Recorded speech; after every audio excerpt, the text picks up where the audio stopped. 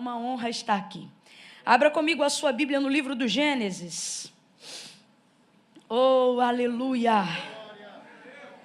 Capítulo de número 11.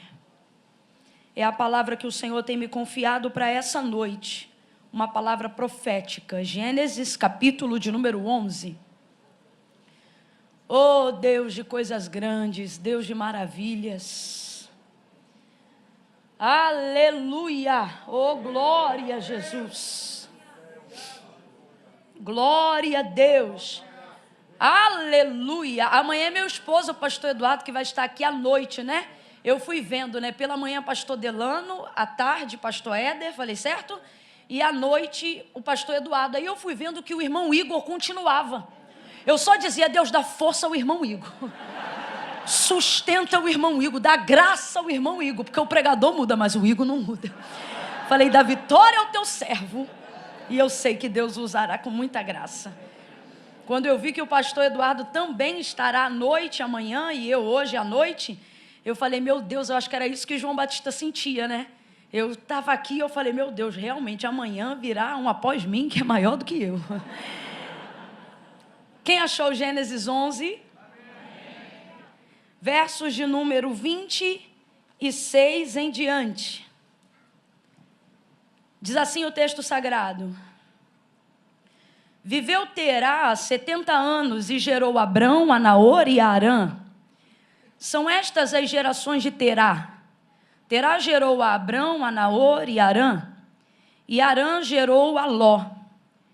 E morreu Harã, estando seu pai Terá ainda vivo na terra do seu nascimento, em Ur dos Caldeus.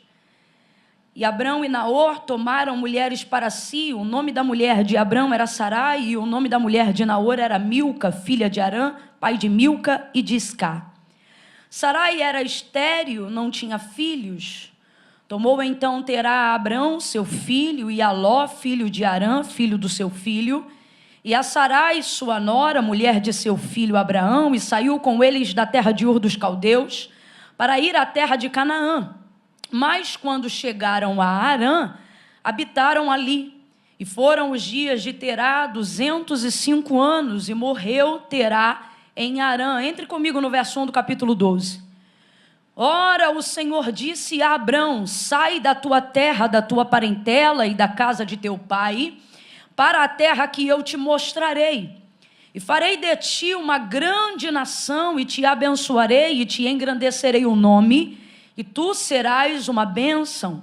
Abençoarei os que te abençoarem, e amaldiçoarei os que te amaldiçoarem, e em ti serão benditas todas as famílias da terra. Partiu, pois, Abrão como o Senhor lhe tinha dito, e foi Ló com ele. E tinha Abrão 75 anos quando saiu de Harã. E você diga amém por essa palavra. Se assente glorificando a Deus. Oh, aleluia! Glória! Oh, glória a Jesus! Aleluia! Aleluia! Como a gente abriu a narrativa do texto bíblico na genealogia de Terá, pai de Abraão, eu vou sintetizar bem rapidinho para você, porque todas as vezes que a gente abre a narrativa do texto bíblico numa genealogia, a impressão que a gente tem é que é tanto filho do filho do filho do filho, que uma hora a gente já diz, não sei mais de quem é filho, né? Mas você vai perceber que não tem dificuldade. Como foi só um pedacinho de Terá, da família de Terá, você vai ver que é muito simples, você vai entender como se fosse a sua. Terá é o nome do pai de Abraão. E ele já vai me perdoando de antemão, mas eu vou dizer aqui o tempo todo Abraão, porque você sabe que o Senhor lhe mudou o nome. De Abrão ele passou a se chamar Abraão. Então foi o Senhor que mudou o nome, ele ficou conhecido como Abraão. Não me obrigue a ter que dizer Abrão só porque eu estou lendo o capítulo 12. Porque ficou conhecido como Abraão. Então vai ser Abraão, e você sabe que eu estou falando da mesma pessoa que é o Abrão. Quem entendeu, diga amém. Amém. Não me irrita, tá bom? Nós vamos seguir falando Abraão. Terá era pai de Abraão, mas não só de Abraão. Ele teve 3 filhos. Abraão era o primogênito, Naor era o segundo, o filho do meio, e o caçula, que era Harã. Então vamos lá, qual era o nome do pai de Abraão? Terá. Quantos filhos ele teve? 3. O primogênito se chamava?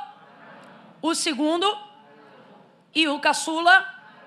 E aí a narrativa vai trazer uma coisa tão triste, uma tragédia que vai acometer a casa de Terá. E a gente diz tragédia, mesmo não sabendo qual foi a causa da morte de Arã, o filho caçula, porque você vê que o texto faz questão de mencionar que Terá enterrou seu filho Arã, ou seja, sendo seu pai ainda vivo, para poder mostrar o tamanho do peso daquilo que está acontecendo. E é por isso que nós chamamos de tragédia, independente de qual foi a causa da morte. Porque, cronologicamente falando, isso é como se fosse um atentado contra a vida. É muito triste sepultar pai, mãe, mas é a ordem cronológica natural da vida, que os filhos sepultem os seus pais, por mais triste que isso seja. Porém, é totalmente ao avesso, né? Choca, faz com que o luto seja quase que insuperável, insuportável, quando essa lei da vida é trocada, onde pais passam a sepultar os seus filhos. Infelizmente, a gente atravessou aí alguns anos, né? Estamos entrando no 2º ano, né? Em que, infelizmente, essa cena se repetiu algumas vezes. A ordem cronológica da vida foi alterada e por isso nós chamamos de tragédia, não importa por qual fato ou por qual motivo. Esse luto devastador entrou na casa de Terá, pai de Abraão. E Arã, apesar de ser o filho caçula, ele era o filho mais frutífero, o que apresentou mais fecundidade logo no início, porque ele era o caçula, mas foi ele que deu o neto primogênito para Terá. Foi o primeiro a gerar filhos dentro da casa. Então perceba os laços de amor. Normalmente o filho caçula, ele já tem uma forma de tratamento diferenciada do pai e da mãe. E isso não tem nada a ver com amor. Deixa eu explicar isso aqui, porque vai ver, Deus vai curar alguém agora. Aquela impressão, né, de que você ama mais o caçula do que me ama. Lá em casa, por exemplo, nós somos 3, exatamente como era na casa de Terá. E eu sou a do meio, tem a Larissa, que é a caçula, e a Elaine, que é a minha irmã mais velha. A Elaine, por exemplo, recebeu um tipo de tratamento da minha mãe e do meu pai que já não foi o mesmo tratamento que eu recebi. E isso não tem a ver com amor, tem a ver com a forma de se relacionar. Por quê? Porque normalmente o filho mais velho é cobaia da maternidade e da paternidade. Quando nasce o filho mais velho é que nasce o pai e a mãe. É ali que eles vão aprender a se relacionar. Então, obviamente, o pai e a mãe também terão um nível de construção de relacionamento com o filho que nenhum outro filho desfrutará, assim como cada filho. E talvez você pense assim, mas Camila, e quem tem muitos filhos? Irmão, não tem esse negócio de ter muitos filhos. Cada filho é único. Todo filho é único na sua forma de ser. Eu já sou a do meio e não recebi o mesmo coro que minha irmã Elaine recebia. Minha mãe era mais nova, mais estressada, ainda estava aprendendo. Comigo a coisa foi um pouco mais equilibrada. Agora a caçula, quem reclamava já era eu. Eu dizia, mãe, de vez em quando eu chegava lá, via ela falando alguma coisa. Eu dizia, já está podendo falar assim com a senhora? Porque na minha época eu não podia não. Né? Aquela coisa de caçula e tal. E isso não tem nada a ver com amor, tem a ver com o quê? Quando o filho caçula chega, ele chega num outro nível de maturidade paterna dentro de casa. Isso permite com que o pai se estresse bem menos que ele, bata bem menos nele. E eu volto a dizer, porque eu acho que Deus está curando alguém hoje aqui. Isso não é sobre amar, isso é sobre relacionar. Isso não diminui, nem aumenta a forma de amor que o pai tem por cada filho. Então, fora esses laços de misericórdia, de maturidade, de crescimento que Terá vai desenvolvendo com Arã, Arã ainda acrescenta na casa, trazendo a memória de um neto primogênito. Então pense, toda casa que já foi abençoada com uma criança, né? Sobretudo aqueles que já podem ser chamados de vô, de vó, sabem com perfeição do que eu estou falando. Minha mãe, por exemplo, é vó. E ela diz que ser vó é muito bom. Ela diz, Camila, é como se fosse filho sem responsabilidade. Eu digo, é mesmo, mãe? Ela diz, então vigia, porque eles querem estragar intencionalmente. É um jeito de dizer assim, ele é o meu neto, é meu amado, é minha amada, mas é problema seu, sabe? E minha mãe fala sobre isso. Então pense na alegria de Terá, do seu filho caçula saiu o seu neto primogênito. Qual era o nome desse neto? Ló. Aí você começa a entender porque que quando Deus chega a Abraão no capítulo 12 e diz assim para ele, sai da tua terra, da tua parentela, sai da casa de teu pai, vai para uma terra em que eu vou te mostrar. Você percebe a dificuldade dele, ele se desvencilha daquele restante, mas não consegue desvencilhar-se de Ló.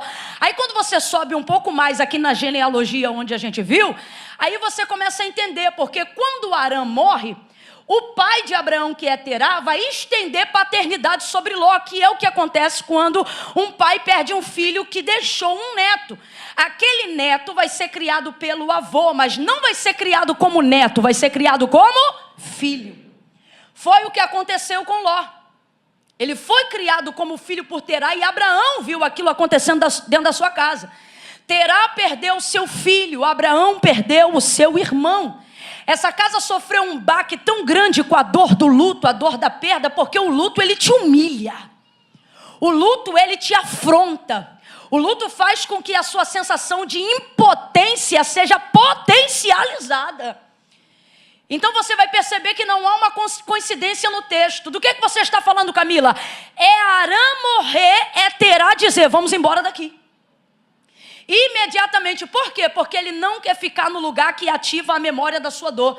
Ali está a construção das suas lembranças, ali está a construção da sua família. Não há absolutamente nenhum cantinho que ele olhe, que ele não tenha uma lembrança e uma memória, seja de Arã, seja do nascimento do seu neto, seja da construção do seu relacionamento com o seu filho.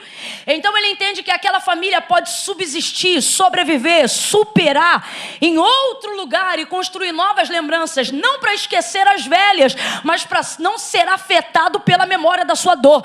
Ninguém aqui pode criticar Terá. Isso aqui não é sobre superar, é sobre fazer o necessário para sobreviver. E nisto aqui Deus já está trazendo aplicação na vida de alguém que está passando por um nível de dor insuportável, seja a tragédia de um luto, ou seja uma traição, uma decepção, uma difamação, qualquer coisa que espete, que catuque, que ative a memória da sua dor. O que Deus está dizendo? Muitas pessoas não conseguem viver uma nova etapa, inaugurar um novo ciclo, romper com o passado que tentou lhe desgraçar, porque elas estão tão motivadas pelo seu próprio ego. Em que, Camila? Em mostrar que elas superaram, que elas rompem a etapa principal de quem de verdade quer superar, que é o quê? Não é superar, é sobreviver. Primeiro você sobrevive, para com essa visão absurda de querer mostrar para as pessoas que não está doendo, de querer mostrar para as pessoas que não te afetou, de querer mostrar para as pessoas que isso não te mudou, de querer mostrar para as pessoas que isso não mexeu com você, que isso não mexeu com a tua mente, que isso não mexeu com a sua cabeça. A humildade do patriarca dessa família me impressiona. Ele admite que o lugar que ele cresceu, criou os filhos, esse território é dele, essa terra é dele, o gado é dele, as ovelhas são dele, a tenda é dele, os funcionários são dele, as lembranças são dele, as memórias são deles, mas ele não se preocupa em dar-se por vencido na área da dor. Aquilo que você não pode superar é porque ainda não é tempo de você superar. Então, Camila, como é que eu vou superar? Você não supera, primeiro você sobrevive. Terá, sai de lá. Ele sai de lá imediatamente. Olha para quem está do teu lado e diga, não é coincidência. Não é coincidência.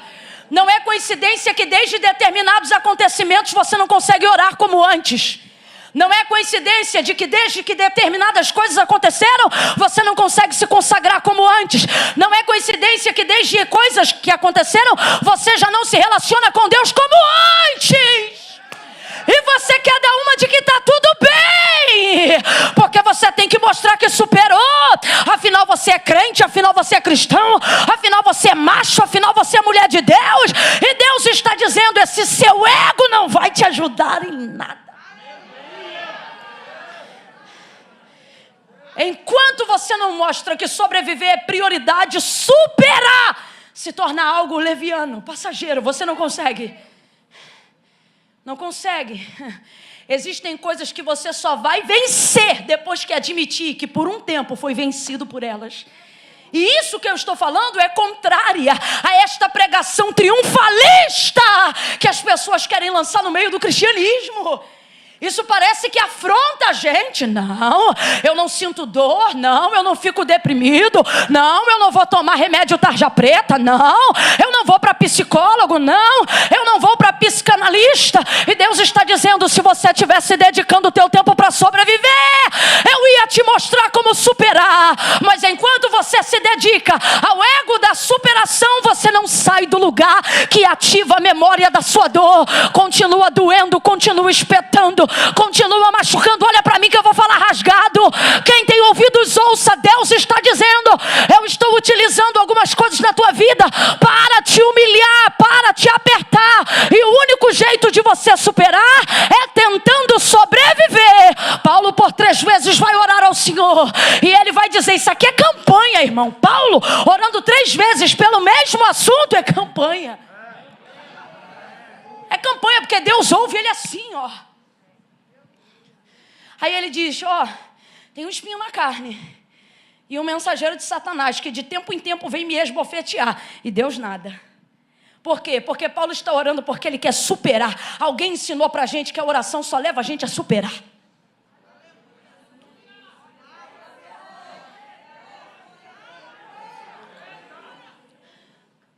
Ora de novo, porque Deus não respondeu. Tem um espinho na carne e um mensageiro de Satanás que de tempo em tempo vem me esbofetear. Rapaz, a gente tem tanta vontade de triunfar o tempo todo que a gente altera até o texto bíblico. Você já viu o crente reproduzindo o que Jesus disse sobre no mundo tereis aflições? A gente sempre completa algo que não está no texto, já percebeu? Porque Jesus disse: no mundo tereis aflições, mas tem bom ânimo, eu venci o mundo. Vós, aonde? Termina com um ponto dizendo: eu venci o mundo. Sabe o que ele está dizendo? Se glorie que eu já venci o que você não venceu. Eu já venci o que você não venceu. Eu já superei o que você não superou. Eu já rompi aonde você não rompeu. Por isso Paulo disse: quer se gloriar em alguma coisa? Glorie-se, pois, em Deus. Na terceira vez, então, o Senhor lhe responde por insistência da oração. E ele diz o que para ele? Paulo, você vai superar? A minha graça te basta. Responda para mim. Há algum texto que aponta a retirada do espinho na carne de Paulo? Não há. O que há é manifestação da graça. Sabe o que Deus está dizendo? Nessa área você não supera, nessa área você sobrevive. Eu estou equilibrando, eu estou tratando, eu estou curando, eu estou utilizando isto para moldar você, transformar você, libertar você, curar você, para que você não se glorie na grandeza das revelações daquilo que eu tenho derramado sobre você. Vai ter uma visão, uma humildade incrível. Eu acho isso lindo. Ele diz: nós vamos sair daqui, como eu disse, não por coincidência, mas ele entende que não tem mais o porquê ficar ali. E então ele vai revelar o destino de onde ele quer chegar. Ele diz: olha, nós vamos sair daqui. Pegou família, pegou todo mundo, pegou tudo que tinha, tudo que construiu e foi embora. E já saiu de onde estava, determinando onde queria chegar. E o lugar que ele quer chegar é extraordinário. É tão bom que Deus dá continuidade ao apontamento que terá a dar. Porque quando ele sai da terra de Ur dos Caldeus, ele diz: nós vamos sair daqui e vamos para Canaã. Na verdade, a tão falada Canaã, que a gente tanto fala, né? A Canaã que é tão emblemática, não só para os hebreus, mas ela é tão forte no contexto sagrado, a ponto que nós utilizamos Canaã como tipologia do céu, né? Canaã celestial, lugar do repouso, lugar do descanso, lugar do cumprimento da promessa, lugar das superações, lugar onde eu me realizo, terra que mana leite e mel, terra do triunfo, terra da conquista, terra da posse, terra da escritura definitiva. Ela é tão emblemática que a gente utiliza como tipologia celestial. A primeira vez que este nome então vai ser citada para tal apontamento de hereditariedade, de superação, de herança e de família, não sai da boca de Deus e nem da boca de Abraão, sai da boca de Terá, pai de Abraão. Agora você não vê Deus falando com Terá no capítulo 11, a voz de Deus só se manifesta no capítulo 12 a Abraão. Isso mostra que Terá tem um nível de visão. Um homem sábio tem um nível de visão. Um homem instruído, prudente, tem um nível de visão. Não há aqui apontamento profético, não há aqui apontamento determinado pelo próprio Deus, não há aqui registro de que Deus tenha falado com Terá, mas Terá tem uma excelente ideia na sua humanidade. E ele diz, nós vamos sair daqui e nós vamos para Canaã. Qual é o nome do lugar? Nós vamos para... Vem, igreja, nós vamos para... Vamos para Canaã. Agora perceba, ele sabe aonde ele está, sabe por que quer sair e sabe aonde ele quer chegar. São os 3 passos principais para quem quer chegar no seu destino. Você precisa saber aonde você está. Segundo, você precisa saber o porquê você quer sair. E o terceiro, você não pode sair antes de saber aonde você quer chegar. Primeira coisa que Terá vai fazer, ele vai reconhecer aonde ele está. Quem aqui tem aplicativo de mapeamento, Waze, Google Maps, qualquer coisa desse tipo? Vocês têm? Vocês têm? Hoje em dia a gente não chega mais a lugar nenhum no boca a boca, fala a verdade. É aplicativo, colocou ali o endereço e dá certo ou não dá? Dá certo ou não dá? Eu nunca vi alguém desobedecer o Waze e chegar na hora certa. Dá certo, dá uns caminhos doidos, mas dá certo. Como é que funciona o aplicativo que aponta o destino que você quer chegar? Presta atenção. A primeira coisa é reconhecer aonde você está. Se você não reconhecer aonde você está, você pode ter o endereço de onde você quer chegar, mas você não chega. Pegue aí sem rede, pegue aí sem internet, num dia aí qualquer. Um lugar onde você quer chegar, um restaurante que você quer comer, a casa de alguém que você nunca foi e deseja chegar. Pegue o endereço, coloque completo, nome da rua, número da casa, confirme o bairro. Se não tiver internet para reconhecer o lugar que você está, ele traça a rota de chegada? Mesmo que você tenha botado o endereço certo, ou seja, você sabe aonde você quer, mas se ele não reconhecer aonde você está, ele não traça a rota. Alguém aqui está entendendo o que Deus está dizendo? Você fica tão preocupado em olhar para lá. Você sabe aonde quer chegar. Você sabe que há um propósito de Deus no cumprimento da sua chamada, na superação das suas emoções, na realização do seu sonho. Gente, sem medo de errar, ainda mais num ambiente cristão como esse. 98% das pessoas que estão aqui, sem medo de errar. Se eu chegasse aqui um por um e perguntasse, irmã, você sabe onde você quer chegar? Irmão, você sabe aonde você quer chegar? Como assim? Sonho, lugar de realização. Quando a gente quer chegar em algum lugar, você nunca observa o caminho, porque a gente está falando de sonho, campo imaginário. Para isso só basta você saber o lugar de chegada. É igual quando você chega para uma criança, ela não tem noção da estrada, da faculdade, da vida, da experiência. Mas se você chegar para ela e disser assim, o que você quer ser quando você crescer? Ela não pensa na trajetória, ela só fala do destino. Quero ser astronauta. Se ela soubesse como é difícil, e se ela soubesse que nem todos os astronautas jamais chegarão à Lua, né? Mas ela não pensa no caminho, ela só pensa na chegada. Isso é o que possibilita sonhos. E sonhos são o primeiro passo para quem quer viver realizações. Quem não sonha não realiza nunca. Quem não sonha não realiza nada. Por que quando a gente chega numa comunidade carente vai cuidar de criança? A primeira coisa que a gente toca através dos bonecos, dos fantoches, das histórias bíblicas, seja o que for, na área da psicologia, a primeira coisa que a gente acessa é a capacidade lúdica da criança, para que então ela abra na mente um leque de possibilidades e comece a acreditar que é possível ser, é possível chegar, é possível ir, é possível conhecer. À medida com que você vai crescendo, você vai perdendo capacidade lúdica, e isso vai fazendo você ter mais dificuldade de sonhar, de desejar, de querer ser, porque você já não vê só a chegada, você começa a imaginar o caminho. Ah, mas para isso tem que ter faculdade. Ah, mas para isso tem que ser casado. Ah, mas para isso tem que ganhar tanto. Ah, mas você começa a imaginar o caminho. A criança não. Agora volte nessa noite a ser como uma criança, porque Deus trouxe gente hoje aqui e Ele está dizendo, ei, eu posso fazer você ir muito além da onde você disse que quer chegar. Mas a primeira coisa que você precisa fazer é reconhecer aonde você está.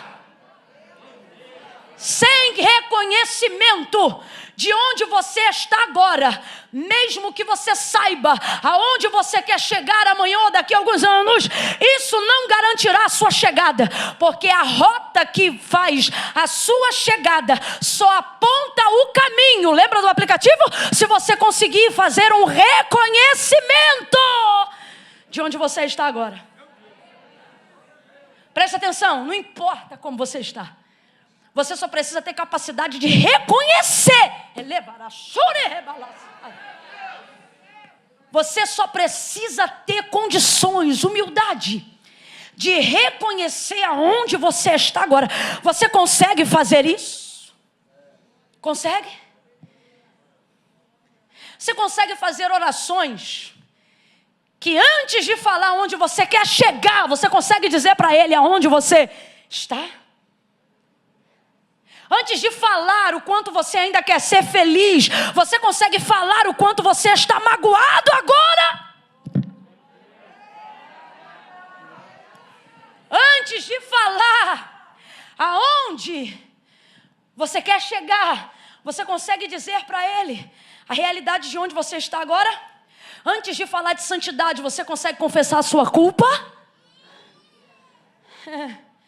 Os fariseus sabiam aonde queriam chegar, todos eles.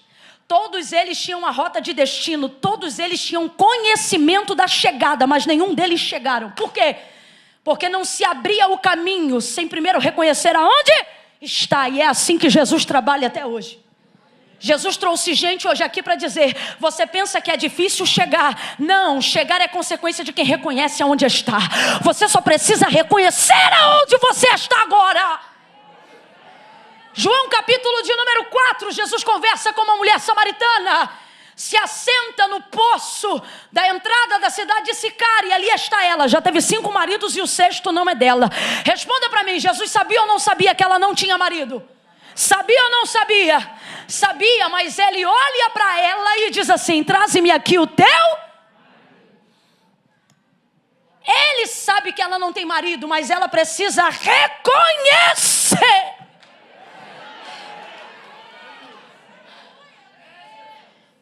Aí ela diz: eu não tenho marido. Aí Jesus olha para ela e diz: disseste bem. Às vezes a gente se consagra uma semana inteira e Jesus diz: desce mais um pouco. A mulher não se consagrou nem um dia, vai ver, tinha acabado de sair do ato com um homem que não era dela, mas por ter dito a verdade, Jesus diz: arrebentou, hein? Ó, disseste bem. Agora eu te pergunto, o que ela falou foi bonito? Ela acabou de admitir que de fato estava num relacionamento cujo homem não era dela. Então responda para mim, foi bonito o que ela falou? Foi bonito o que ela disse? Mas Jesus não vê beleza na forma com que diz. Jesus vê beleza na verdade com que diz. Jesus vê beleza na verdade falada. Aquele que confessa e deixa alcança misericórdia. O que o texto está dizendo é: eu não quero de vocês a construção de uma ponte para o destino que vocês querem chegar. Eu quero de vocês uma pá para vocês desenterrarem o lugar e as coisas de onde vocês estão. Está na hora de mais reconhecimento do Estado e haverá apontamento do caminho. Eu vou falar de novo. Deus está dizendo para alguém hoje aqui: não te preocupe em apontar o caminho, te preocupe em reconhecer o Estado, porque de mim vem o caminho, mas de você a confissão do Estado. De mim vem a ponte, mas de você o lugar da partida. De mim vem o destino, mas de você a retirada. Ele diz: eu posso fazer ponte, eu posso fazer estrada, eu posso criar conexão, eu posso abrir porta, eu posso fechar porta, eu posso te botar no avião, eu posso visitar a tua conta, posso visitar teu marido, eu posso salvar tua casa, posso libertar tua esposa, eu posso curar do câncer, posso libertar da AIDS, eu tiro da prostituição, eu tiro da droga, eu entro na boca de fumo, eu abro, eu fecho, eu abato, eu exalto. Só tem uma coisa que eu não faço por você, mas enviei o meu Espírito para te aconselhar, para te dizer: reconhece, reconhece, reconhece.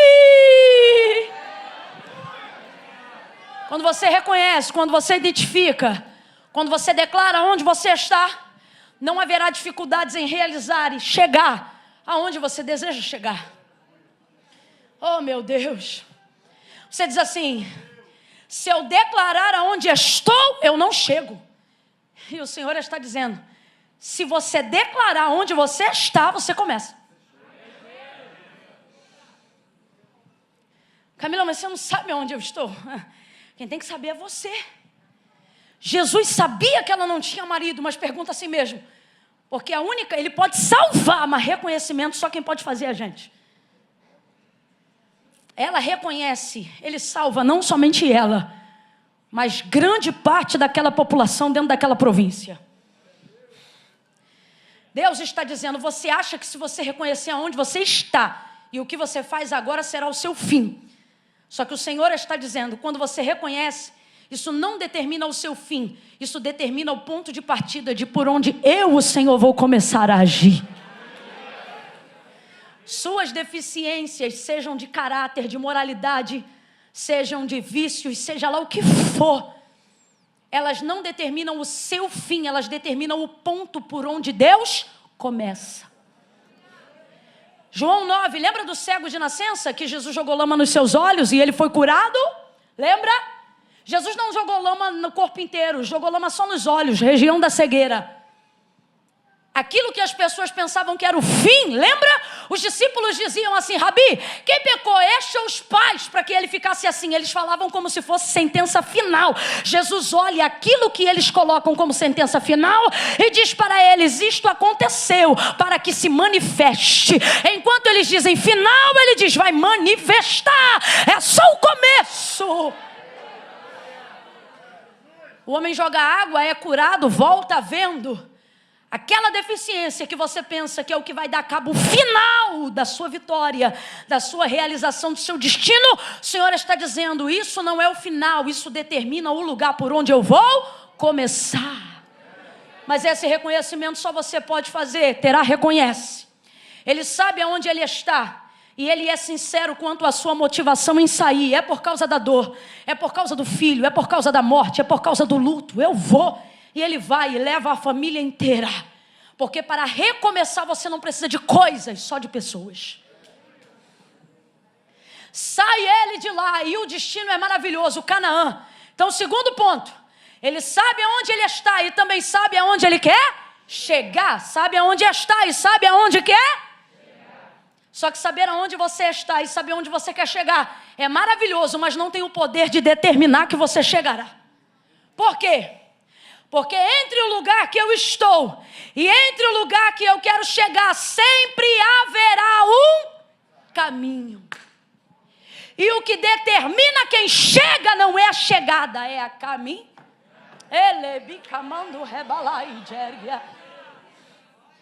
Ele sabe onde ele está, sabe onde quer chegar. Ele conhece o território para poder chegar em Canaã. Ele conhece, mas o texto diz que enquanto ele vai para lá, para onde, gente? Diga, Canaã. Vem com força. Para onde, gente? Para onde, gente? Canaã, lugar da superação, da realização, do conforto, da segurança, da garantia, da estabilidade. Olha isso. Enquanto ele está indo para lá, de repente ele se vê num território cujo nome geográfico, físico, se chamava Harã.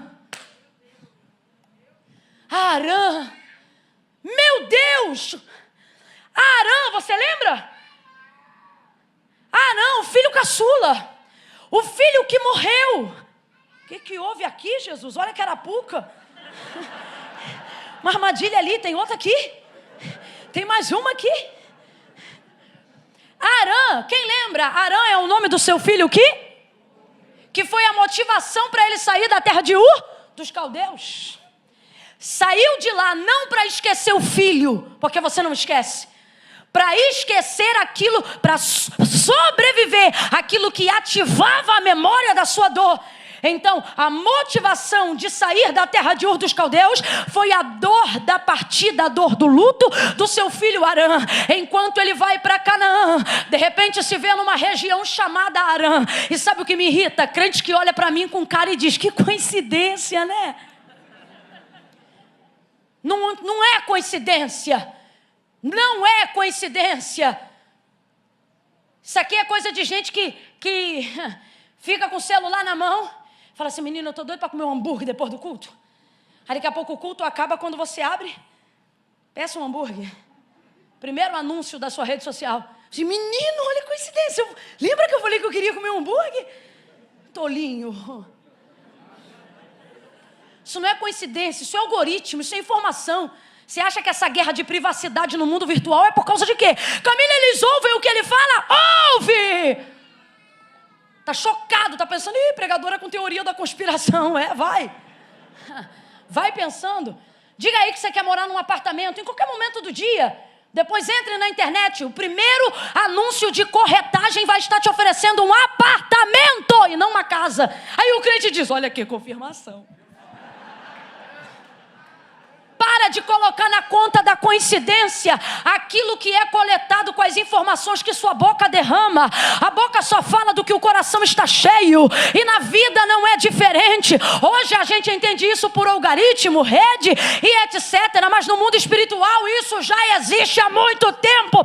O diabo sempre colocará diante de você coisas das quais você quis sair, com lugares dos quais você quis romper. Não é coincidência. Olha de novo para alguém, você vai gritar para ele com carinho, vai dizer, não é coincidência. Não é coincidência, não é.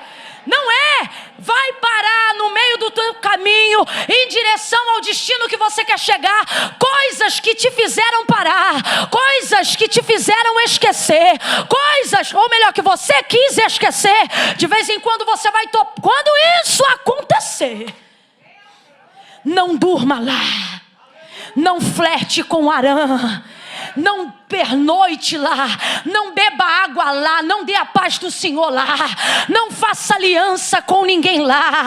Oh meu Deus, eu me lembro do profeta novo e do profeta velho. O profeta novo tinha de Deus uma mensagem, lembra? E o Senhor disse o que para ele? Vai lá e só passa, não come, não bebe, não dorme, não descansa, e quando sair sacode a poeira, entrega a profecia e vai-se embora. O profeta velho encontrou ele no meio do caminho, encontrou ele no meio do caminho, contou para ele uma outra história, repousa na minha casa, fica um pouquinho, come, descansa, depois você vai. Sabe aonde o profeta novo descansou? Na boca do leão, foi sepultado ali. E o velho ainda olhou e falou, profeta que não ouviu a voz de Deus. Ah, desgraçado. Mas por quê? Porque tem lugares que só estão no seu caminho para determinar a marcação da sua caminhada. Tem lugares que só estão no seu caminho para determinar a sua passada. O que isso significa? Significa que não são lugares aonde você habita, não são lugares aonde você descansa, não são lugares aonde você repousa. Me ouça! Não são lugares aonde você faz amigos, não são lugares aonde você se assenta em mesas, não são lugares aonde você faz negócios, não são lugares aonde você faz acordo. São lugares que estão no seu caminho só para te mostrar, eu passei, eu superei, eu venci, eu fui. Oh, rebacala, Sérgia. Oh, meu Deus do céu. Olha para quem está do teu lado e diga, quando Arã aparecer, diga, no teu caminho, fala para ele ou para ela, você não fica, você passa. Sacode o ombro dele e diz, e passa rápido, e passa rápido, passa rápido, passa rápido. Arã quer te parar, Arã quer te frear, esse território quer te fazer lembrar do que você quis esquecer. Não repouse em lugares que você lutou para romper. Não descanse em lugares que te lembram o que você quer esquecer. Saiu da terra de Ur dos Caldeus para chegar em Canaã. Então caminhe. Eu tenho certeza absoluta. A Bíblia trabalha de forma sintética, sintetizada, melhor dizendo. Ela sucinta as histórias, porque não dá para contar os detalhes. Lembra de João? Não caberiam nos livros do mundo. Não tem papiro, nem papel, nem tinta para conseguir contar cada detalhe do que Jesus fez. Então, eu acredito piamente que se um homem sabe aonde está, E sabe o lugar que quer chegar? Quando ele passa em Arã, ele não pensa em ficar lá. Eu não tenho dúvida. Não sou eu que disse, foi Terá que falou, nós vamos ir para Canaã. Mas quando para em Arã, ele não rompe. Eu tenho certeza. Cá para mim, tá? Você não é obrigado a cair na minha, não. Mas cá para mim. Que ele não disse, nós vamos morar aqui. Ele disse, nós vamos só descansar aqui. Nós vamos só pernoitar aqui. Porque, irmão, quem tem destino e sabe onde quer chegar, não para antes de chegar. Sim ou não? Sim ou não? Então eu tenho para mim que ele não decidiu morar em Arã quando passou. Ele decidiu tomar uma água, descansar. Sabe assim, quando você está em viagem, você para num ponto? Eu sinto que foi isso. Porque Arã está bem no meio da viagem. Sabe, eu sinto que ele disse assim, vamos só descansar um pouco, amanhã de manhã a gente vai. Só quem tem aqui família aglutinada sabe que quem diz que vai amanhã não vai mais. Minha família é assim. Eles chegam de manhã e dizem, já tem que ir embora. A gente diz, ficou até agora, vai almoçar. Aí a gente almoça. Quando eles dizem, eu vou embora, estamos coando um café, espera um pouco.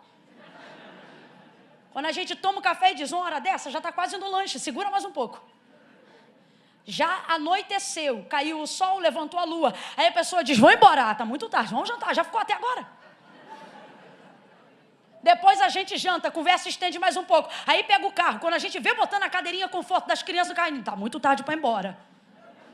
Vão ficar aqui mais um pouco, aí dorme em casa.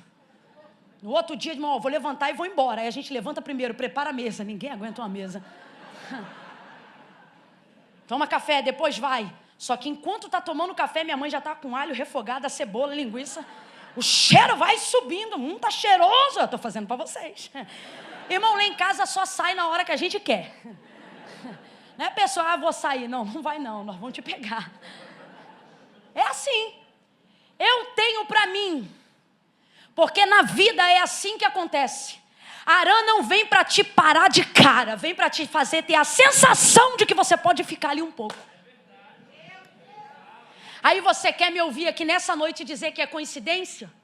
É coincidência a pessoa que quase destruiu o seu casamento. Recentemente você não está bem com a sua esposa. Aí aquela abençoada, que não é abençoada, é uma desgraçada, manda uma mensagem inbox do nada.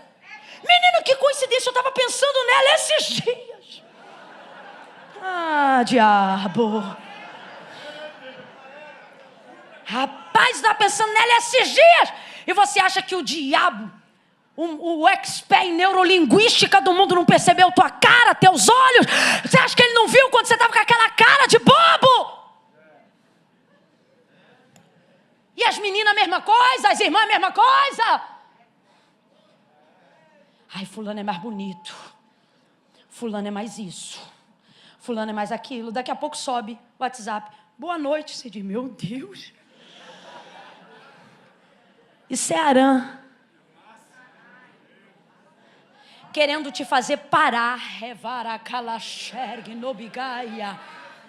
É noite de livramento para quem tem ouvidos. Quem tem ouvidos, ouça. Quem tem comichão, começa a coçar, porque eu vou falar. Deus está dizendo, ei, eu sei aonde você está, sei aonde você quer chegar, mas o segredo de quem chega não é a chegada, é a caminhada. Quando Arã aparecer no teu caminho, o que é Arã? O filho, não, a memória da dor.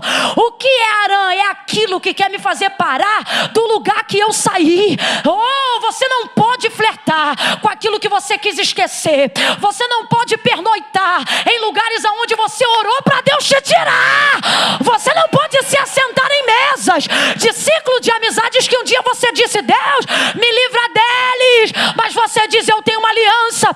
Deus está dizendo, a aliança que te sepulta não é aliança. Isso é algema travestida de aliança. Mete o pé e sai de Arã. Sai enquanto é tempo, sai enquanto é dia, passa rápido. Eu vou falar bem rasgado porque Deus está falando comigo, que está livrando lares hoje aqui da mulher estranha, que está livrando casamentos hoje aqui do homem adúltero. Deus está dizendo, você não tem que guardar contatinho, mas está bloqueado, você não tem que bloquear, você tem que excluir, eliminar, tirar da tua vida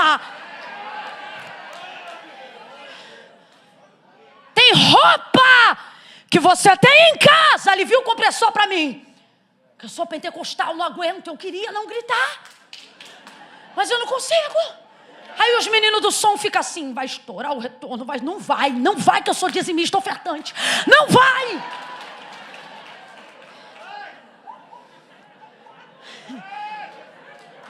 Tem roupa que você guarda em casa.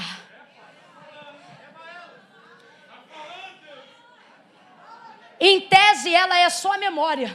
O problema é que você pega ela para cheirar antes de vir para o culto. Aí você não percebe que quando você para naquela camisola, você não vem no culto. Você não percebe quando você abre aquele álbum de foto. Irmão, você aguenta, está curado, mete um porta-retrato bem grande, não importa se morreu, é problema seu. Agora, toda vez que olha, tira isso da parede.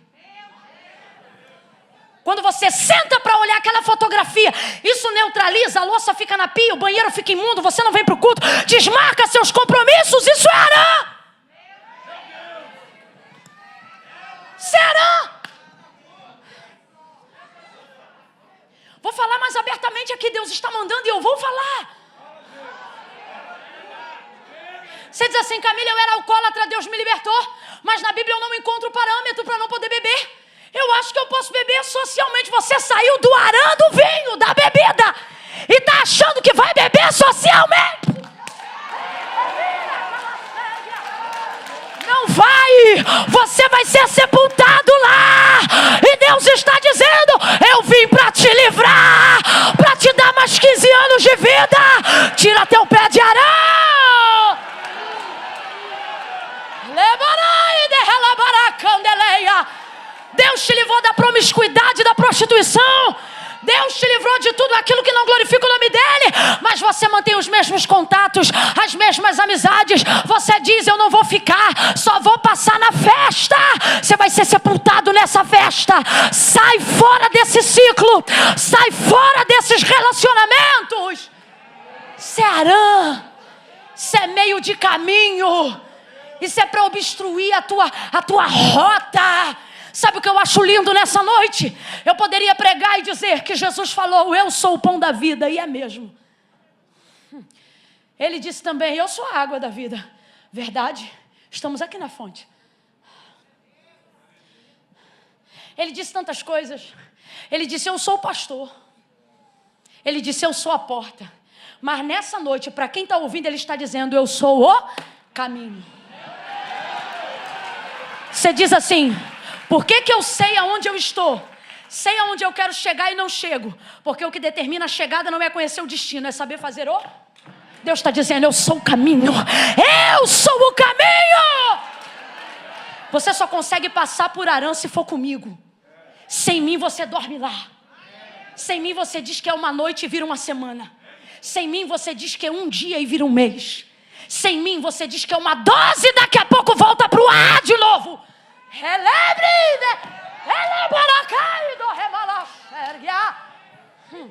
Quer chegar em Canaã? Faz comigo esse caminho. Se eu te disser que nessa noite Deus te trouxe aqui para dizer que o caminho não é uma rota, é uma pessoa. Prega para os dois aí e diga, o caminho não é um atalho. É uma pessoa, Jesus Cristo. Eu sou o caminho, a verdade e a vida.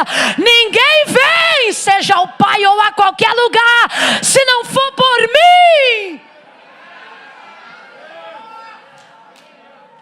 Terá vai para Canaã, mas para em Arã. É tão triste, se encerra o capítulo de Terá, que é o 11, no verso 32, dizendo, foram os dias de Terá 205 anos, e morreu Terá em Arã.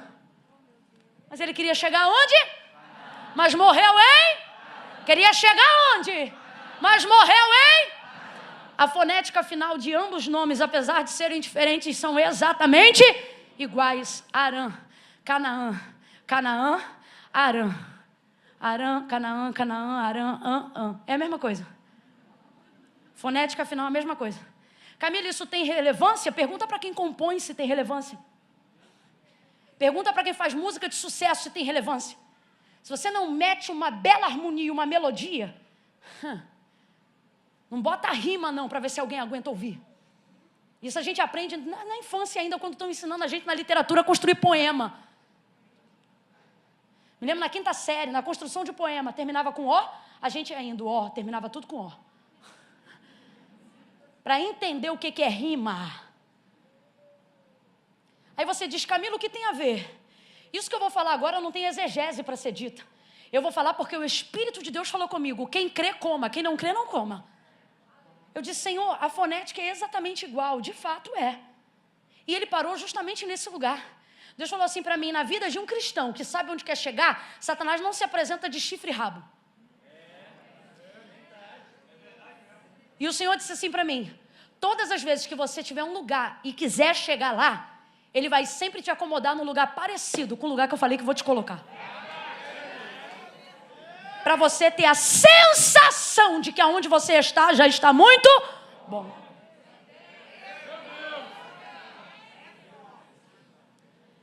Quando Satanás quis confundir Eva, ele não contou uma história nova, ele reproduziu o que o Senhor disse e acrescido do que o Senhor não falou. O que é isso? Sofisma. A mentira é o oposto da verdade. O sofisma é uma verdade que contém mentiras. E se uma verdade contém mentiras, ela não é verdade, ela é? Não é, acabei de explicar, é sofisma.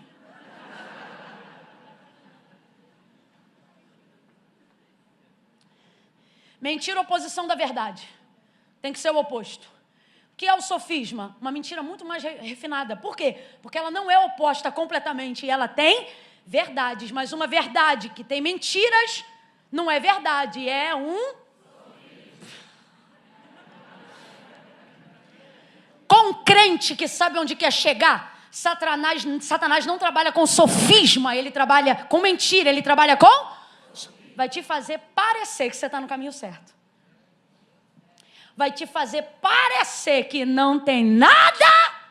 Tranquilo, de boa. Aqui já está bom. Satanás disse assim na serpente para Eva.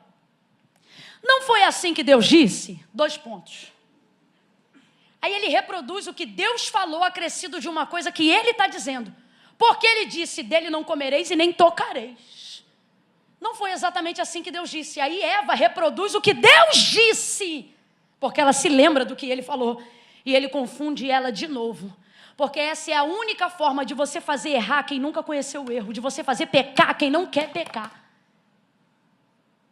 E foi assim que ele enganou ela.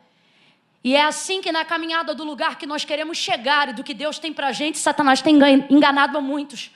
Como, Camila? Ele tem se oposto a um lugar contrário? Deus quer dar o céu e você deseja o inferno? Não. Eu quero chegar no lugar que Deus falou para mim, mas no caminho até lá, Satanás tenta me acomodar em lugares parecidos para que eu tenha a sensação de que eu já cheguei.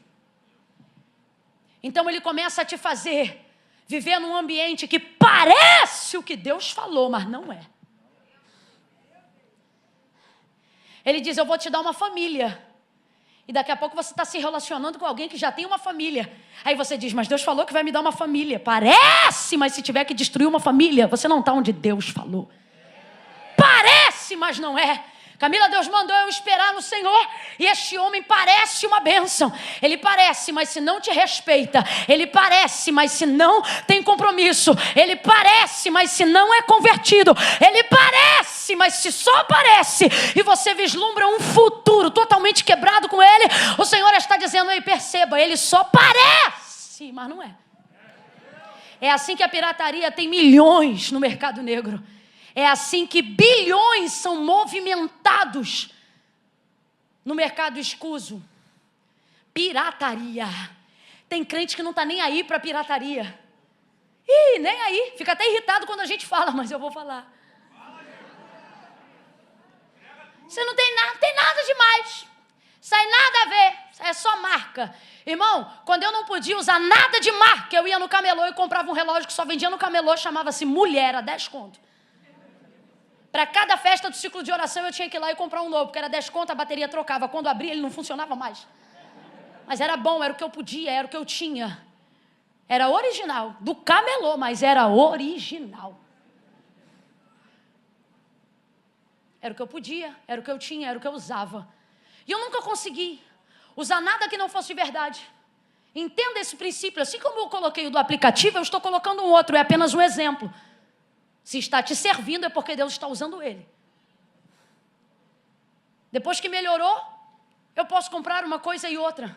Mas Deus sabe que eu só faço isso porque posso. Se não pudesse, não faria. Não faria. Porque eu cresci quando se vendia disco de vinil e CD piraí. Falei que é mais de 15 anos.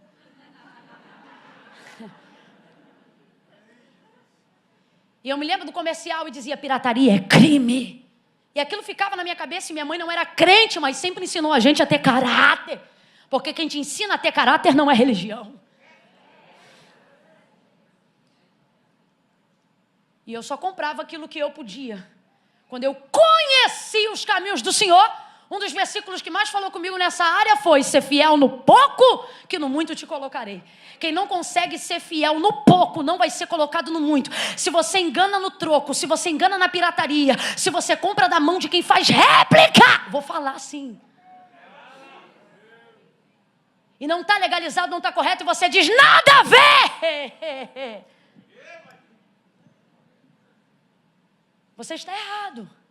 Você está ficando acomodado num lugar que parece. Sabe quando você vai ter um original? Nunca. E você diz: eu não estou nem aí. Então você já está acomodado no lugar da sua sepultura.